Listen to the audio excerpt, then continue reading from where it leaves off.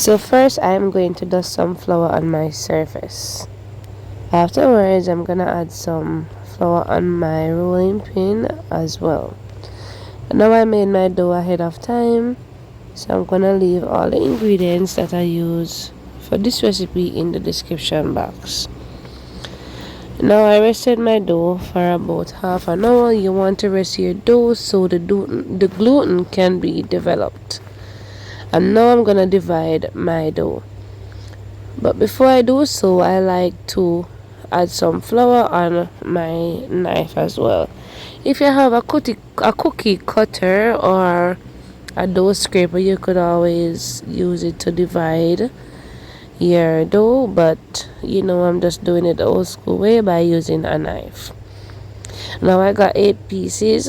Now depending on the amount that you want to make, you can go ahead and divide your dough or the amount of flour that you used. Alright, so I'm gonna work with one piece at a time. So I'm gonna add the rest into the bowl. Then I'm gonna use a rolling pin to roll out the dough. Now I formed the dough into a ball.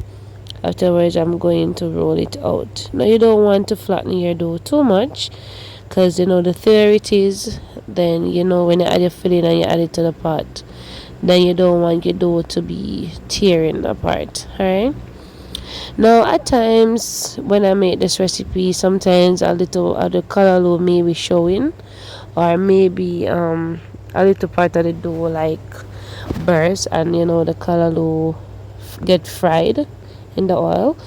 But you don't want your dough to be thinner than this, like a half-inch thickness, and it's good. Alright, so other than rolling your dough on the cutting board, you could always roll it into the palm of your hands. Alright, so it's just the same step that I did before I'm showing you. Now this step is very important, because you can't add the filling without rolling out your dough. Alright, so you have to flatten your dough and then you add your filling, but ensure that your filling is cold, because guys, you can't put the hot filling in your dough. Alright, because that going to destroy your dough.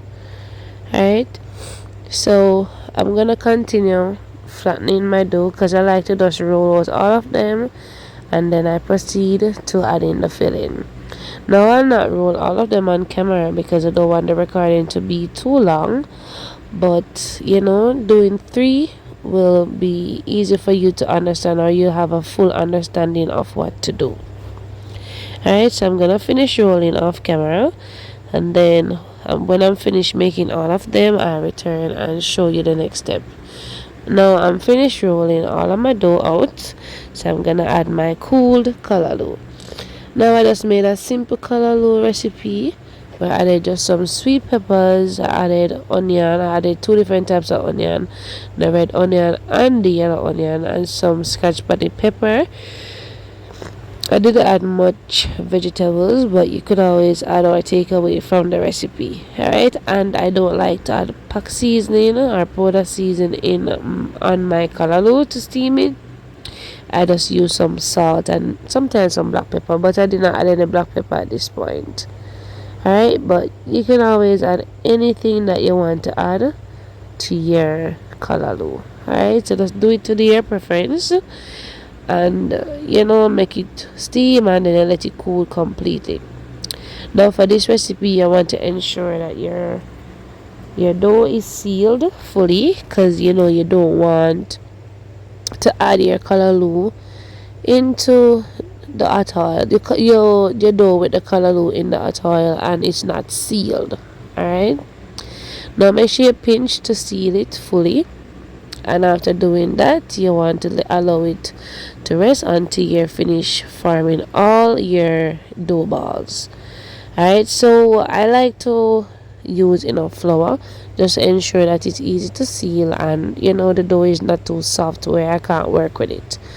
Alright, so add as much filling, but do not over add the filling, because guess what guys, the more filling, the harder it is for you to seal.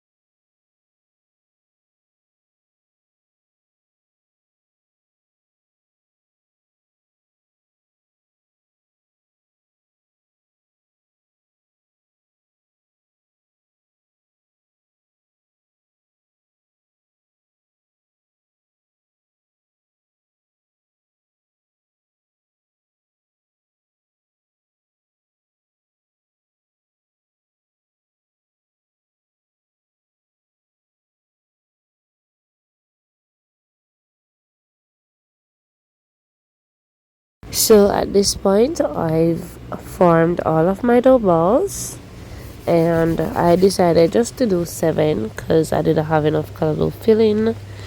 So you want to ensure that you make enough filling. Alright guys, because I added too much filling because me love callaloo, so I add too much. Alright, so I'm using some corn oil. You can always use the oil of your choice. Now guys, you want to ensure that you use enough oil for this recipe, because if you don't add enough oil, then your dumpling, they will not fry properly.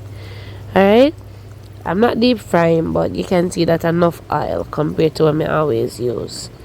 Alright guys, so I'm gonna let them fry nicely, and make sure so them have enough space, because guess what guys, you want to ensure that they're fried properly.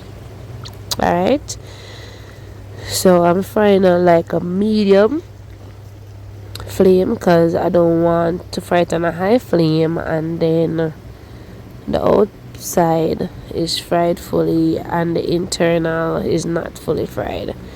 Alright, so dumpling frying nicely, and I'm gonna allow them to continue frying until the underside become golden brown and nice, and then I give them a flip. Alright, so what you could do is to just do a little check to see if it's nice and golden brown. If not, then just allow it to fry some more and then you flip.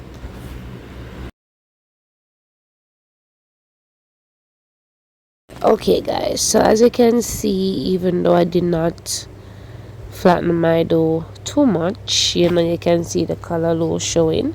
That's how it goes sometimes for this recipe, but I don't mind guys. I just want to enjoy my fried dumpling. But if you are a perfectionist, then do not flatten your dough as much as I did. Alright, because you want your callaloo to stay inside of the dough, but for me, I don't mind it because I love the little crispy, nice taste that the callaloo gets when it kind of fry. Alright, so at this point, I'm just turning my dumplings. As you can see, they have a nice, beautiful golden brown color, and I really can't wait to eat them, because this is one of my favorite types of fried dumpling and callaloo recipe.